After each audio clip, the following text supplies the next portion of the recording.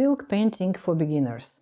Today we will draw and then paint on silk. Very easy, repeating pattern. I draw directly on the silk with a fading marker. This is the first row in which I will repeat the elements of the pattern. Let me divide this row into roughly equal segments. I will add one more element and another. There's a lot of variations and I'm making up a pattern as I go along. And of course you can make up your own options. Let there be little triangles like this. Now I'm separating this row with a thin strip, and I will make the next row wider than the first one. Let it be same triangles at the top and the bottom.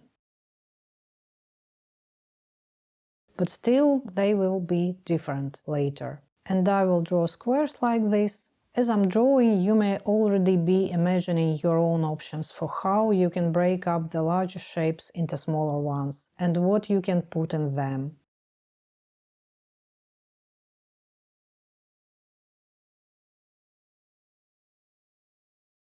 The third row is narrow again. I started the same way as the second, but here I decided to turn the triangles into diamonds. To make them more or less the same, I first find a point opposite the top of the triangle, and then I connect those points. While I draw the diamonds the same, I will repeat the pattern every other time.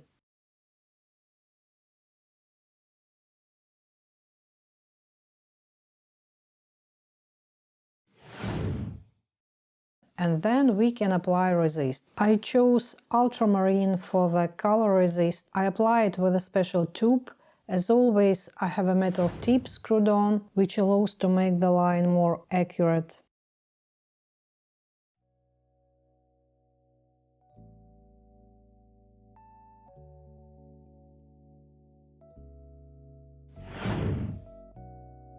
I have water behind the frame. The paints today are liquid silk paints, which have to be set with steam. And the colors are yellow, ultramarine, light bright blue, crimson, dark warm green. That's probably a better angle to look at it from. The first paint is dark green, and I always mix colors on the palette. So it's very convenient to control the saturation of colors and to mix them.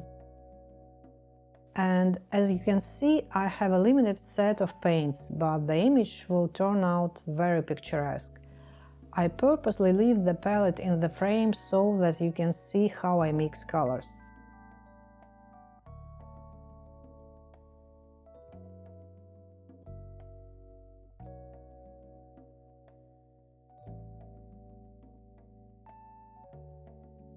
And I also change colors in the same element. I always welcome variety.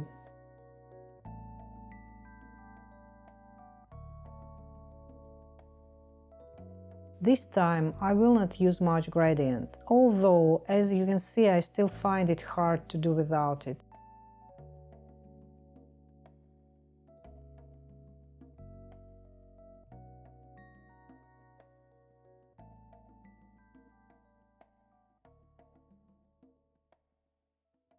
You see, now I changed the gamut within the same row.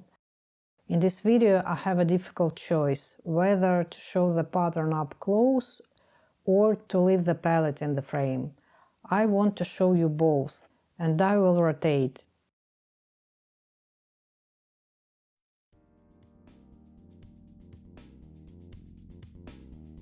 I forgot to tell you that I have a paper towel to dry my brush, and I have a round synthetic brush.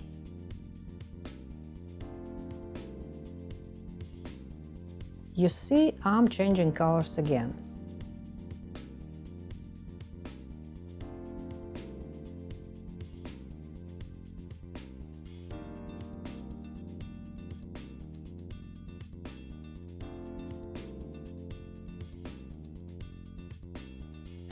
Here I found a way to show both the palette and the pattern up close.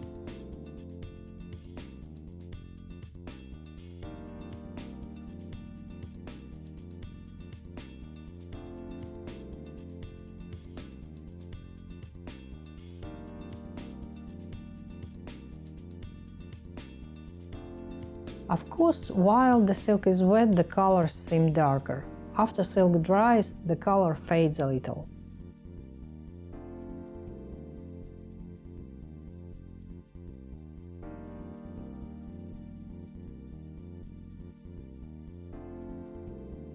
This is where I try to make the color transitions within the larger pieces.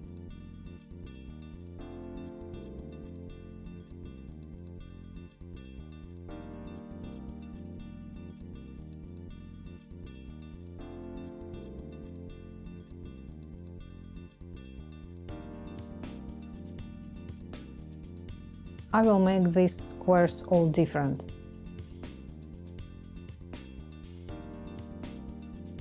In this one, let the dark green be at the top, and in this one, the bottom.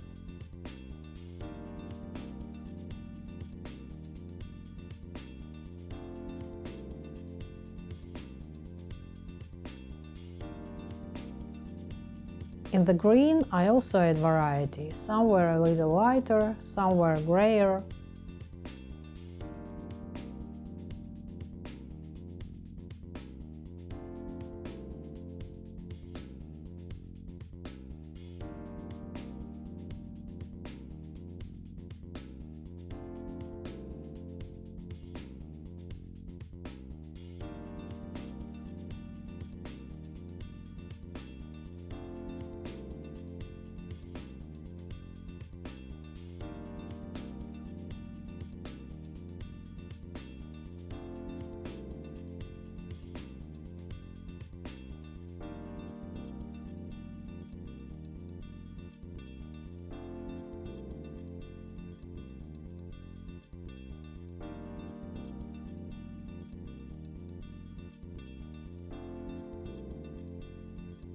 In the third stripe, there will be more red.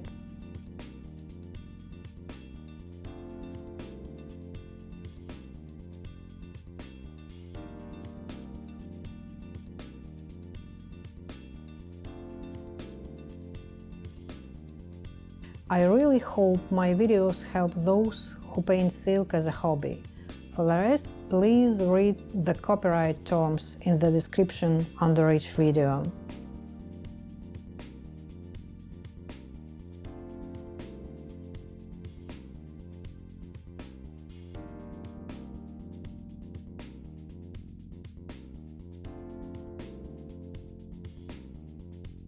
I made the stripe between the rows lighter at first, but I like the darker one better.